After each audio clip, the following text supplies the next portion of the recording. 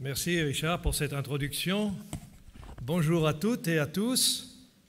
Je voudrais vous dire que c'est toujours un plaisir pour moi et un honneur de m'associer à la famille scolaire, à la famille du campus et surtout en ce début de nouvelle année scolaire et ensemble de remercier Dieu pour ses bénédictions. Et ce matin, j'aimerais m'adresser à vous en essayant de partager avec vous les encouragements que nous recevons du Seigneur et en particulier de l'Écriture. Ainsi, ce matin, j'aimerais m'adresser à ceux qui s'inquiètent au sujet des défis qu'ils doivent affronter ou qu'ils devront affronter durant cette année et qui, pour de multiples raisons, se sentent encore faibles, peut-être mal préparés, petits, insuffisants. Alors à cela, Dieu dit, comme il disait à Josué, regardant Jéricho et la terre promise de l'autre côté du Jourdain, « Ne t'ai-je pas donné cet ordre? Fortifie-toi, prends courage, ne t'effraie point, ne t'épouvante point, car l'Éternel ton Dieu est avec toi dans tout ce que tu entreprendras. » Je voudrais aussi m'adresser à ceux qui, ce matin, se demandent s'ils seront à la hauteur de leur mission et des espoirs que l'on met sur eux.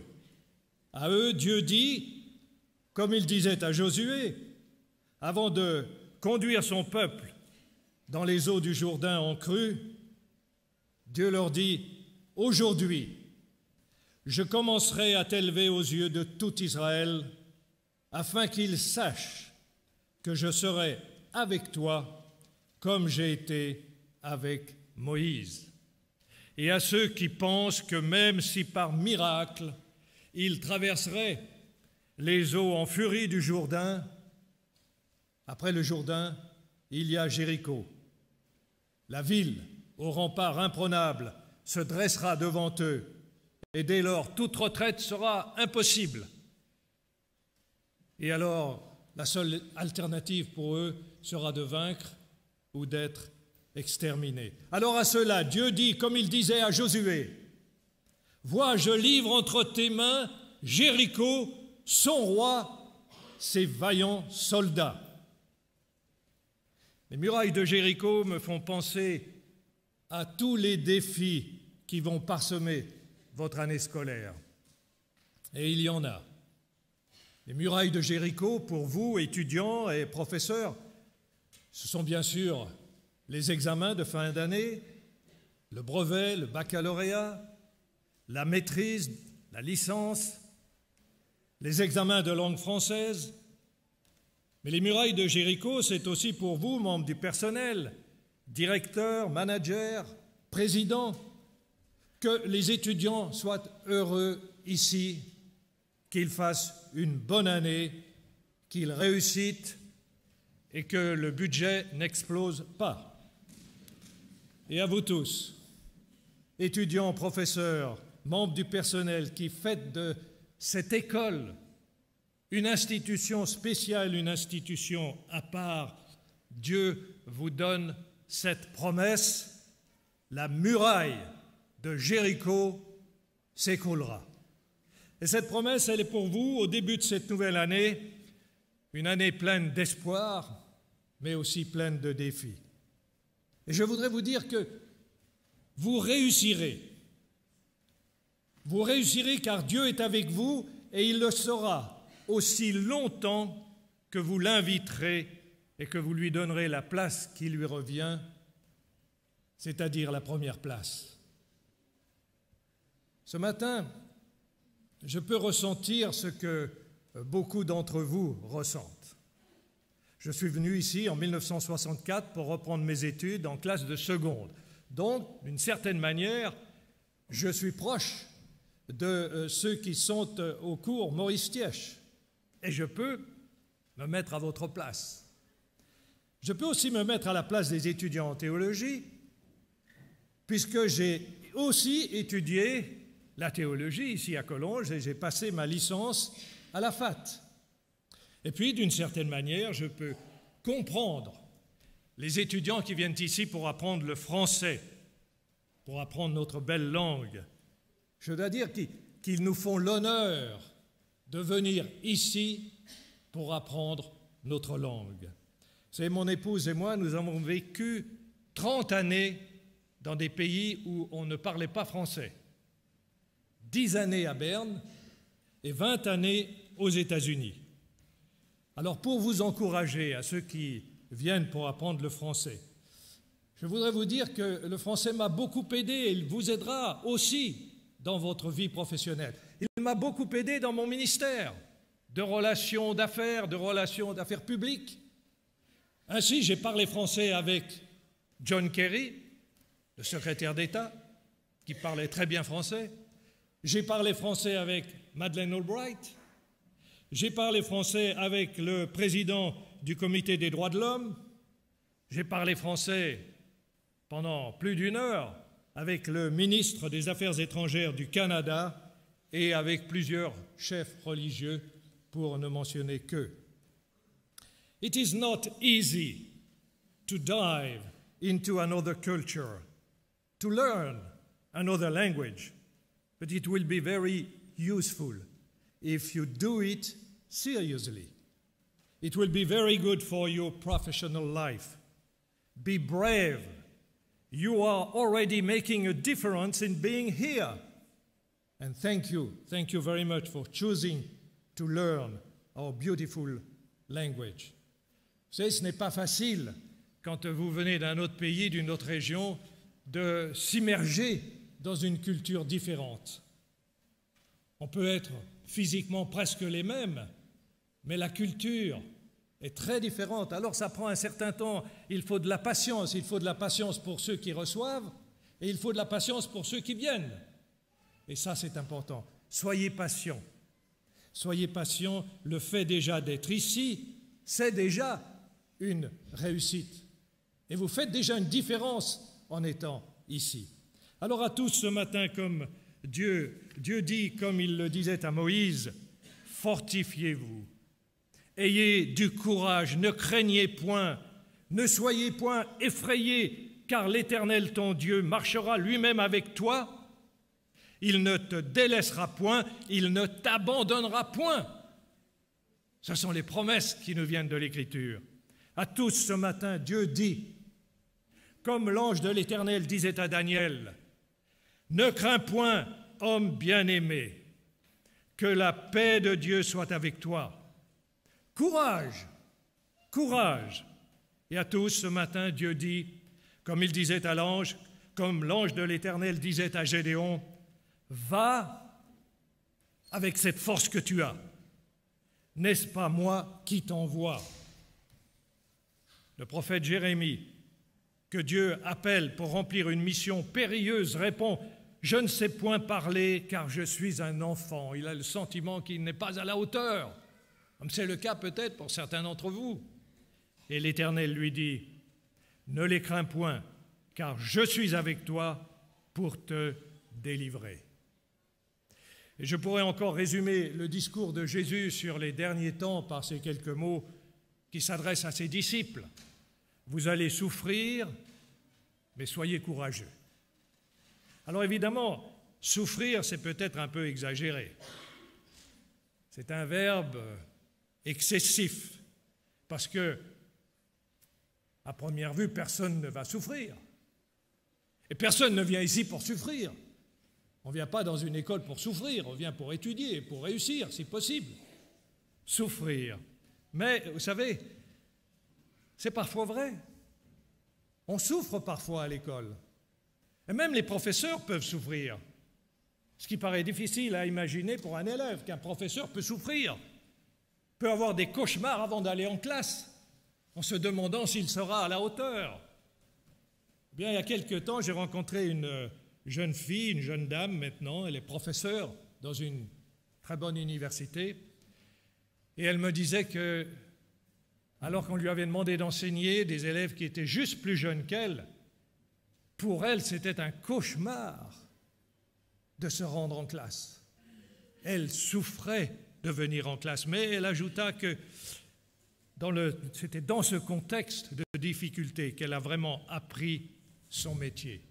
Oui, un professeur peut aussi souffrir. Les élèves, bien sûr, on l'imagine plus facilement, les élèves peuvent d'une certaine manière souffrir. Moi, je me souviens de mon année en classe de 5e au lycée de Thonon-les-Bains. C'était une année où rien ne marchait. C'était l'année peut-être la plus catastrophique dans ma vie. Alors, comme rien ne marchait, évidemment, les études ne marchaient pas. Et j'avais 2 professeurs. Pour moi, ils me terrorisaient, ces professeurs. Et aller en classe avec ces professeurs, c'était un cauchemar. Alors, la question pour moi, c'était de savoir, mais comment je peux faire pour survivre? Il n'y a pas moyen d'échapper, je dois aller dans ces classes, je dois faire mon année, mais j'ai envie de me sauver, je dois survivre. Alors j'ai trouvé une excellente stratégie pour survivre cette année. C'était la stratégie du dernier.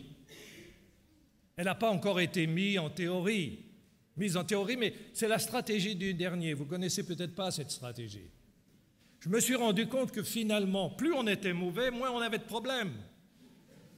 Parce que personne n'espérait en vous. Personne n'attendait une bonne note. Donc, on commence à repérer les dernières classes au fond, les dernières places au fond, et là, on laisse passer l'école, et quand le professeur nous interroge, on répond complètement à côté, sachant qu'il ne va pas recommencer. On survit. Alors, l'avantage de la stratégie du dernier, c'est que vous allez à l'école tranquille. Vous n'avez plus de cauchemars, c'est terminé les cauchemars.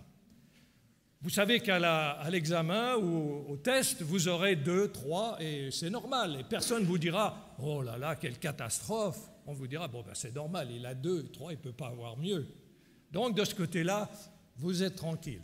Et puis, si vous faites un tout petit effort et que vous ayez 6 sur 20 ou un C au lieu d'un D, alors on vous félicite. Vous voyez, vous avez tout à gagner avec cette stratégie du dernier. C'est comme d'ailleurs le Tour de France. Si vous arrivez 17e, 18e, vous avez fait énormément d'efforts pour arriver 17e, 12e, 42e. Vous passez complètement inaperçu, personne ne s'intéresse à vous. Mais si vous arrivez bon dernier, les télévisions veulent vous interviewer. Vous devenez quelqu'un, vous étiez le dernier, et vous essayez la fois d'après d'être encore le dernier. Vous voyez, c'est la stratégie du dernier. Alors, cher professeur, quand vous avez un élève qui a des mauvaises notes, avant de le qualifier de mauvais élève, posez-vous la question, ne serait-il pas un disciple de la stratégie du dernier? Ce qui serait possible. Oui, c'est vrai, même dans les meilleures écoles comme la vôtre aujourd'hui, on peut d'une certaine manière souffrir, avoir des appréhensions, avoir des moments difficiles. Quand je suis venu à Collonges, pour moi, ce fut une immersion complète. Je venais d'un apprentissage, j'avais fait 2 années dans un apprentissage, j'avais pratiquement tout oublié. Et ici, je dois dire que cette école, c'était une école très progressiste à l'époque. À l'époque, les lycées, il y avait des séparations entre filles et garçons. C'était un lycée de garçons et un lycée de filles. On ne mélangeait pas filles et garçons. Ici, à Collonges, on avait déjà la mixité. Bien sûr, il y avait des bancs de couleur, des bancs d'une certaine couleur pour les garçons, des bancs d'une autre couleur pour les filles, et tel jour, il fallait respecter l'ordre. Et si vous ne respectiez pas l'ordre, ça se voyait tout de suite. Hey, tu n'es pas assis sur le bon banc, là. Non, ça, c'est le rouge. Le rouge, c'est pour les filles. Toi, tu es un garçon, tu vas là-bas, sur le vert. Et à l'entrée, à la salle à manger. Mais c'était la mixité. Et puis aussi, ce qui m'avait beaucoup impressionné à l'époque, c'est l'intérêt des professeurs. Les professeurs nous encourageaient. On voyait que les professeurs voulaient la réussite des étudiants, ce qui n'était pas toujours le cas. Et puis dans mon cas personnel, évidemment, quand je suis revenu ici, après ma conversion, j'avais beaucoup de retard à rattraper. Je me souviens, la première dissertation en français, j'ai eu 12 sur 20, 12 pour le contenu Mais le résultat final n'était pas 12, le résultat final était 12 moins 8 pour l'orthographe, ce qui faisait 4 sur 20. Heureusement qu'à ce moment-là, je n'ai pas adopté la stratégie du dernier. Mais j'avais cette conviction qu'avec Dieu, tout est possible. J'avais cette conviction que grâce à Dieu et à la patience des professeurs, je pourrais surmonter ces difficultés. Vous voyez, j'avais remis ma vie entre les mains du Seigneur et je savais que j'allais vivre une grande aventure. Et c'était extraordinaire de savoir que Dieu était là et que j'accomplirais le plan de Dieu en lui étant fidèle, comme c'est le cas pour chacun d'entre vous. Vous ne serez jamais seul. Dieu a un plan pour vous. Vous l'accomplirez. Restez fidèles. Vous voyez, c'est en Dieu que nous plaçons notre confiance. Et nous savons que Dieu nous aime, que Dieu veut notre réussite. Il veut notre réussite ici-bas, comme dans l'éternité. Et il nous accompagne sur le chemin des études, sur le chemin du travail. Il est à nos côtés lorsque tout va bien. Il est aussi à nos côtés lorsque tout va mal. Il est présent. Il est là, il marche avec nous, il nous conduit vers les portes de l'éternité et c'est lui qui nous accueillera dans l'éternité. Écoutez, pensez à ça, c'est juste extraordinaire. Extraordinaire. Je me demande comment font ceux qui ne croient en rien. Mais quel avantage nous avons de croire en Dieu, présent avec nous, dans les moments faciles comme dans les moments difficiles, marchant à nos côtés et prêt à nous accueillir dans l'éternité. Alors, évidemment, il y a toujours la question du doute, mais quand vous y pensez bien, qui peut vraiment douter que Dieu soit avec nous? Qui peut vraiment douter dans les promesses du Seigneur? Comment imaginer en effet que celui qui a donné sa vie pour nous se désintéresserait de nos défis, de nos examens, de la qualité de notre travail, de notre enseignement? Comment imaginer que ce Dieu qui promet à son peuple d'Israël, après 400 ans d'esclavage, d'oppression, de misère, qui lui promet la liberté, qui ouvre la mer Rouge, qui lui donne les 10 commandements, comment imaginer qu'il nous abandonnerait, ce Dieu, qui est notre Dieu? Comment imaginer que ce Dieu qui promet à son peuple un pays où coule le lait et le miel, et à nous la vie éternelle, qu'il nous abandonnerait? Comment imaginer que ce Dieu qui promet à ses enfants d'être la tête et non la queue, d'être toujours en haut et jamais en bas, comment imaginer qu'il ne tienne pas ses promesses? Comment imaginer que ce Dieu qui a un plan pour chacun d'entre nous, un projet, subitement, ne s'intéresserait plus à nous? Non, on ne peut pas l'imaginer. Dieu ne nous abandonnera jamais. Sur le chemin de la vie, il nous conduit, comme il a conduit le peuple d'Israël dans le désert jusqu'à la terre promise. Et s'il a sorti ce peuple d'Égypte, ce n'est pas pour le laisser mourir de faim, mais c'est pour lui permettre de franchir obstacle après obstacle et d'arriver enfin à la terre promise. Vous voyez, comme Josué et le peuple d'Israël à l'entrée de la terre promise, c'est clair que chacun d'entre vous, vous aurez des moments difficiles. Vous connaîtrez des hauts et des bas. Vous aurez des questions. Et il est clair aussi que l'ennemi ne va pas vous laisser avancer tranquillement, en paix, en toute quiétude. L'ennemi a déjà identifié parmi vous qui peut faire une différence dans la vie de son pays, de sa communauté, de son Église. Il est déjà, ou elle est déjà identifiée. Et il va s'acharner pour brouiller les cartes, pour vous décourager. Vous savez, l'ennemi est un lion rugissant. Il rôde comme un lion rugissant. Il sera prêt à exploiter vos échecs, vos déceptions. Il vous dira que vous n'êtes pas au bon endroit, que vous n'avez pas choisi la bonne école. Il augmentera l'influence de vos déceptions. Il vous dira que vous n'êtes pas sur le bon chemin. Il vous parlera de la grandeur des pharaons, de l'immensité des temples, de la gloire de l'Égypte. Alors que, vous le savez bien, en Égypte, vous étiez esclaves, sans avenir, sans destin. Il vous suggérera de retourner en Égypte. Il essaiera de vous faire croire que les Égyptiens qui ont tout perdu ou qui ont vécu les plaies à cause de vous, vous recevront avec joie. Le Seigneur qui vous conduit ici vous appelle à la liberté. Et vous êtes en route ici vers la terre promise.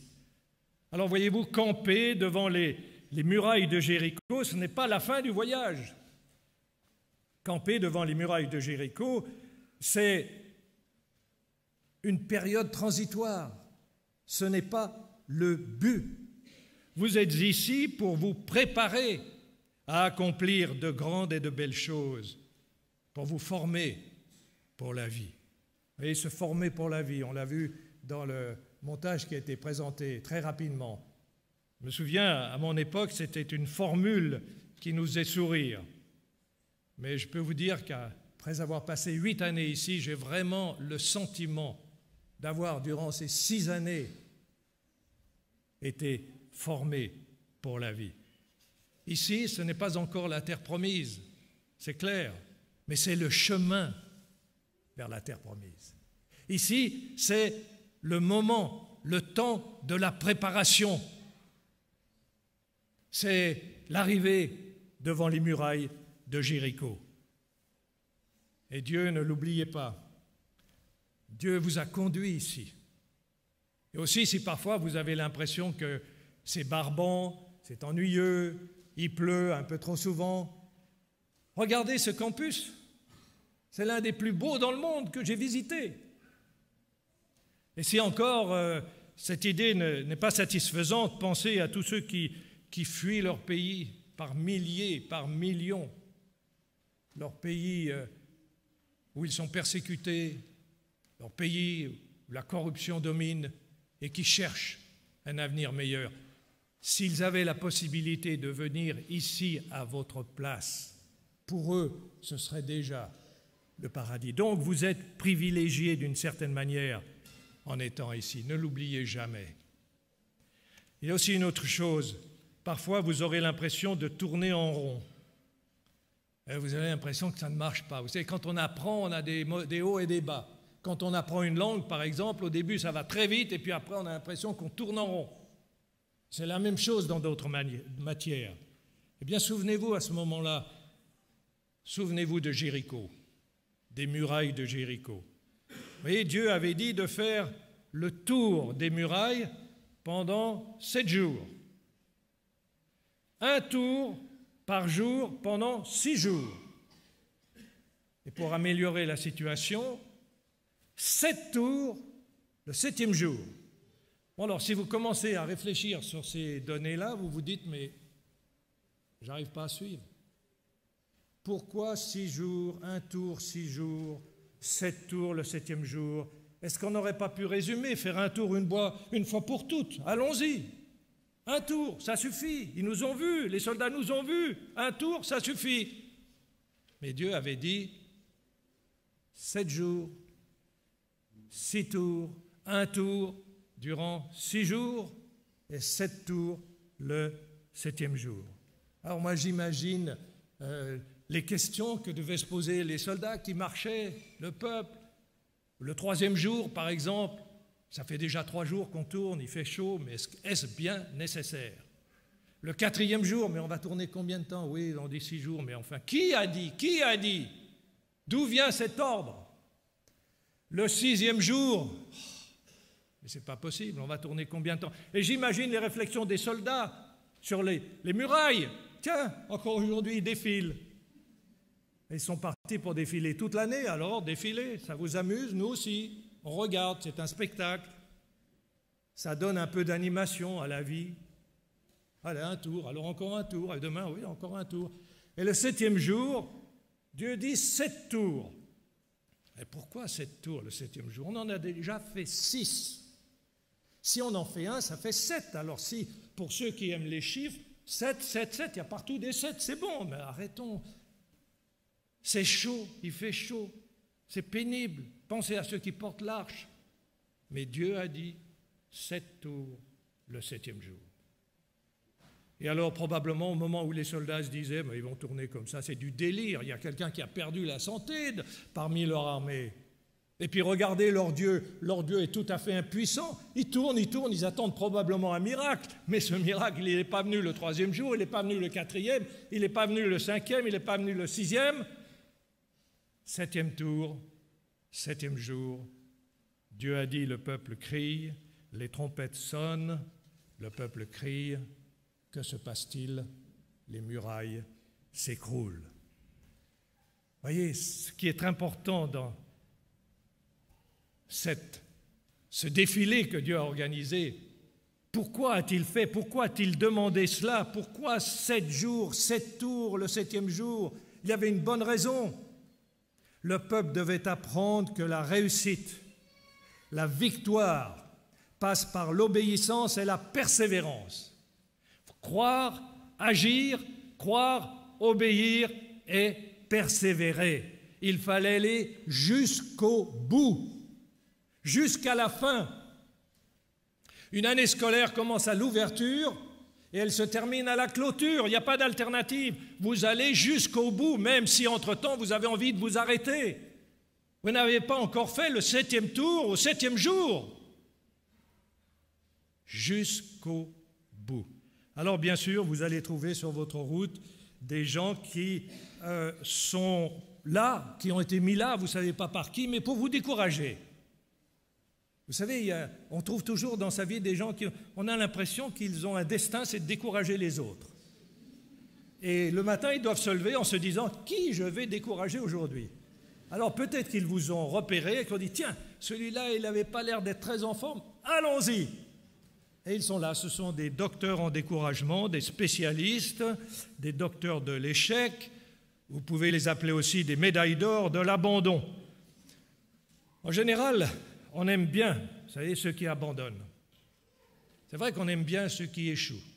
On aime bien les deuxièmes, pas tellement les premiers. Alors moi, je me suis demandé, mais pourquoi on aime bien ceux qui abandonnent? C'est vrai, quelqu'un qui abandonne, en général, on le félicite pratiquement. On dit, c'est bien, tu as abandonné. Je me dis, mais il y a quand même quelque chose derrière. Parce qu'abandonner, c'est abandonner. Bien sûr, il y a des raisons. On peut recommencer, il ne faut pas vous décourager. Si vous abandonnez, pensez tout de suite à recommencer. Mais pourquoi on aime bien ceux qui abandonnent? Ben, c'est facile à trouver, parce que quand vous abandonnez, vous laissez la place à d'autres. Et plus il y a de gens qui abandonnent, plus ceux qui restent ont des chances de réussir. Alors, si vous abandonnez, merci, j'ai une place en plus. Je vais gagner parce que vous allez m'aider en abandonnant. Alors chaque fois que vous aurez envie d'abandonner, dites-vous que la course n'est pas terminée. Et c'est la même chose dans la vie. Il y a des hauts, des bas, des montées, des descentes, mais tant que nous sommes en vie, tant que nous sommes dans la course, ce n'est pas fini. Tout est encore possible. Vous n'êtes pas encore arrivé au dernier jour de l'année scolaire. Tout est encore possible. Alors n'évaluons pas notre vie au 6e jour ou au 6e tour du 7e jour. L'histoire n'est pas finie. Dieu a dit 7 jours, 7 tours, le 7e jour. Et que se passe-t-il?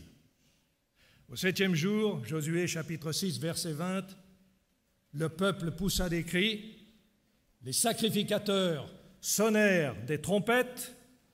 Lorsque le peuple entendit le son de la trompette, il poussa de grands cris comme Dieu leur avait dit, et résultat, la muraille s'écroula, Jéricho s'écroule, la promesse est accomplie.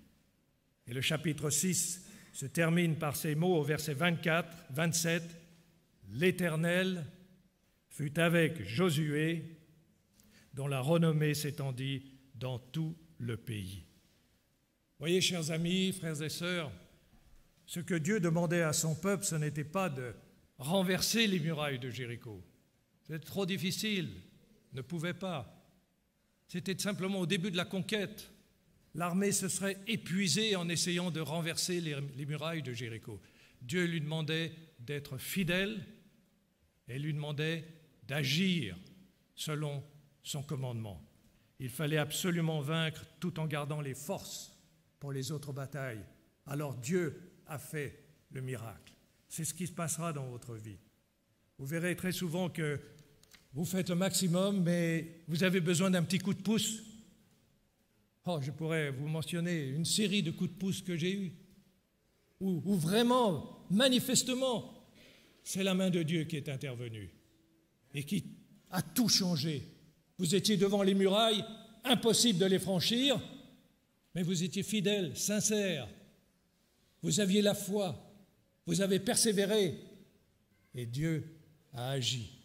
Les murailles se sont effondrées. Souvenez-vous du jeune David. Le jeune David qui affronte Goliath avec sa fronde.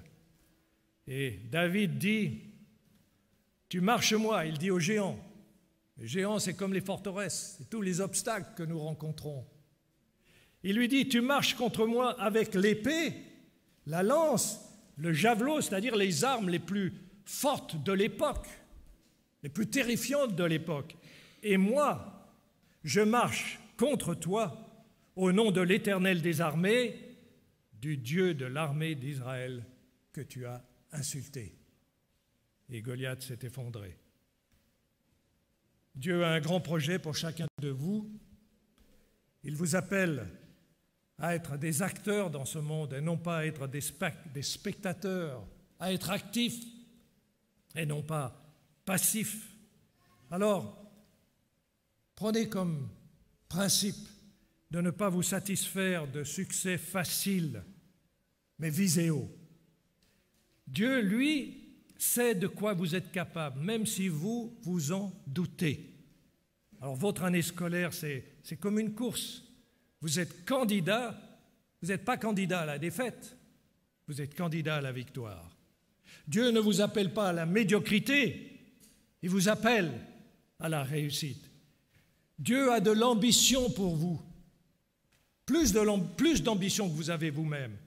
Ayez confiance. C'est Ellen White qui écrivait « Dieu voit les possibilités de chaque être humain. Nous sommes là pour un but. On n'est pas là par hasard. Dieu nous a donné son plan pour notre vie et il souhaite, écoutez ça, c'est très fort. Et quand vous pensez que celle qui a écrit cela a arrêté l'école à l'âge de 9 ans, Dieu souhaite que nous atteignions le plus haut niveau de développement. Vous n'êtes pas candidat à la médiocrité. Vous n'êtes pas candidat à la dernière place. Ne suivez pas la stratégie du dernier. Vous êtes candidat à la réussite et vous allez réussir. Et la Bible dit, recommande à l'Éternel tes œuvres et tes projets réussiront. Voyez, chers amis, chers professeurs, étudiants, membres du personnel, il faut toujours se dire, et surtout en début d'année scolaire, que vous n'êtes pas ici par hasard. Dieu vous a appelé. Dieu a un plan pour vous, une mission pour vous. Il veut que votre vie soit belle. Il veut que votre vie soit une grande, une belle aventure. Alors, vous êtes ici pour vous y préparer. Et surtout, Dieu vous aime. Il aime chacun d'entre vous. Il est, en fin de compte, votre force. Il est votre appui. Prenez le temps de lui parler. Prenez le temps de l'écouter. Il vous accompagne à chaque instant. Il vous aidera. Il vous aidera à passer vos examens. Il vous soutiendra dans les moments de doute et d'échec. Chaque jour, trouvez le temps d'ouvrir votre Bible, d'écouter sa parole, de lui confier, comme on confie à son meilleur ami, de lui confier vos ambitions, vos rêves, vos problèmes, vos échecs, vos victoires, vos défis, de lui dire merci pour son aide, et notez-la son aide, souvenez-vous de son aide. Vous avez une histoire, si vous êtes ici, vous avez une histoire avec Dieu, ne l'oubliez pas cette histoire. Cette histoire, elle est faite d'échecs et de réussites, mais vous êtes ici parce que Dieu vous y a conduit.